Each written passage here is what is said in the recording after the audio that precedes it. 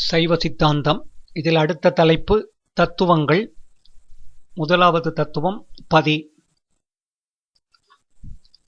பல்கலை ஆகம வேதம் யாவையினும் கருத்து பதிபசு பாசம் தெளிதல் பதிபரமே. அதுதான் நிலவும் உரு இன்றி குணம் குறிகளின்றி நின்மலமாய ஏகமாய் நித்தமாகி அலகில் உயிர்க்குணர்வாகி அசலமாகி அகண்டிதமாய் ஆனந்த உருவாய் அன்றி செலவரியதாய் செல்கதியாய் சிறிதாகி பெரியதாய் திகழ்வதற் சிவமென்பர் தெரிந்துளமே.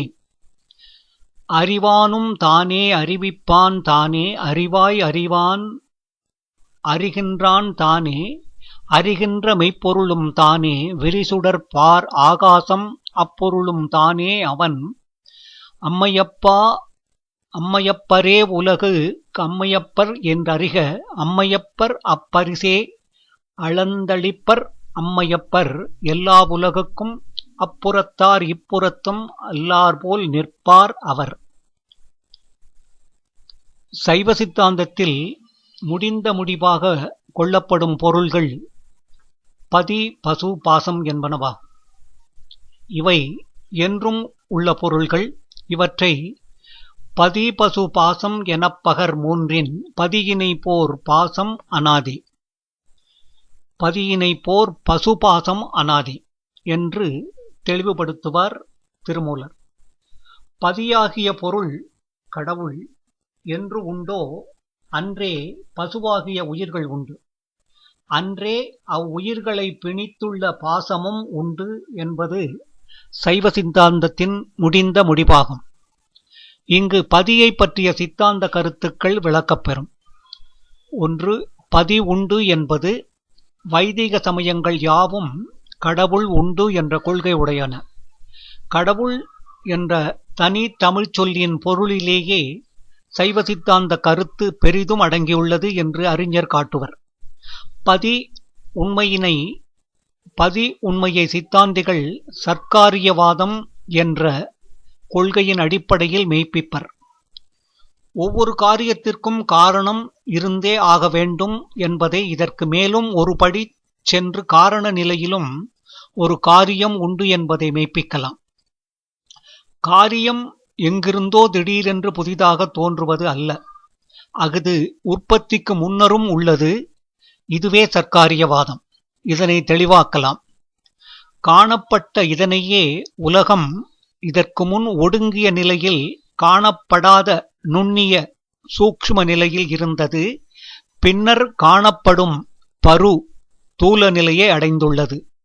இனி முன்போலவே ஒடுங்கி நுண்ணிலையை அடையும். ஆகவே உலகம் என்றும் யாதேனும் ஒரு நிலையில் உள்ளதேயன்றி இல்லாது ஒழிவதில்லை என்பது தெளியப்படும். மேலும் விளக்கம். காணப்படாத நுண்ணிலையில் இருந்த உலகம் காணப்படும் பருநிலையை அடையும் பொழுதுதான் பயன் உண்டு. ஆதலால் நுண்ணிலையில் உள்ளதாகிய உலகம் பருநிலையில் தோன்ற வேண்டுவது இன்றியமையாததாயிற்று. இங்கனமே நுண்ணிலையில் இருந்த உலகத்தை பருநிலைக்கு கொணர்ந்தவன் இறைவன். ஆதலின் இவ்வுலகத்தை படைத்தவன் ஒருவன் உளன் என்பது பொருந்துவது ஆகின்றது. இதனால் நாம் தெளியும் பொருள் இது. தோற்றம் என்பது காணப்படாத நுண்ணிலையின் நீங்கி காணப்படும் பருநிலையை அடைவது. நிலை என்பது காணப்படும் நிலையில் இருத்தல் ஆகும். அழிவு என்பது காணப்பட்ட பருநிலையின் நீங்கி முன்போல் காணப்படாத நுண்ணிலையை அடைதல் ஆகும்.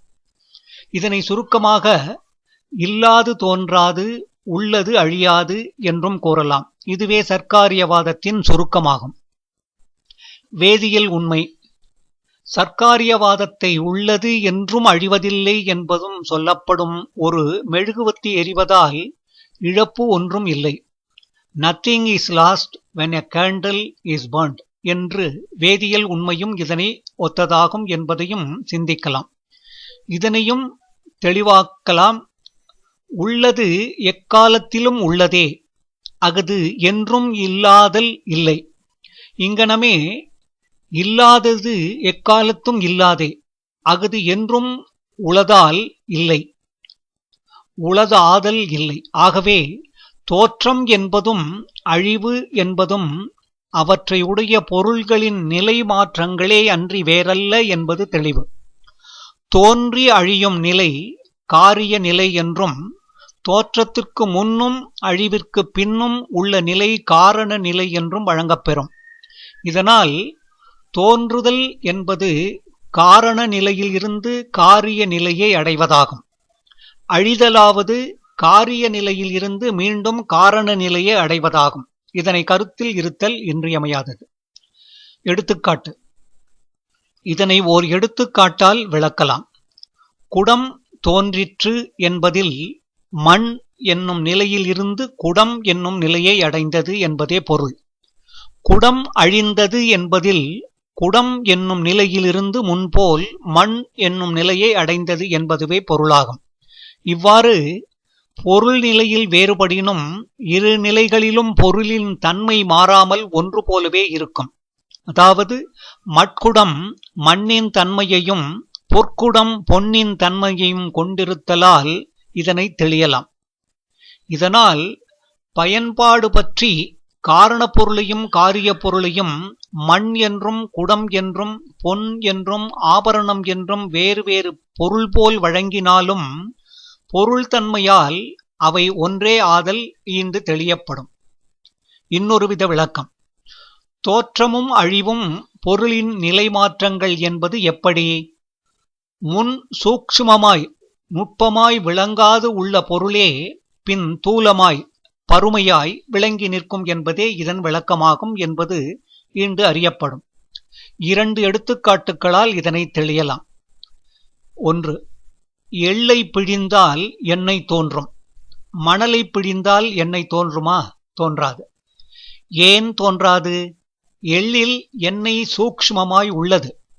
மணலில் எண்ணெய் எவ்வகையிலும் இல்லை.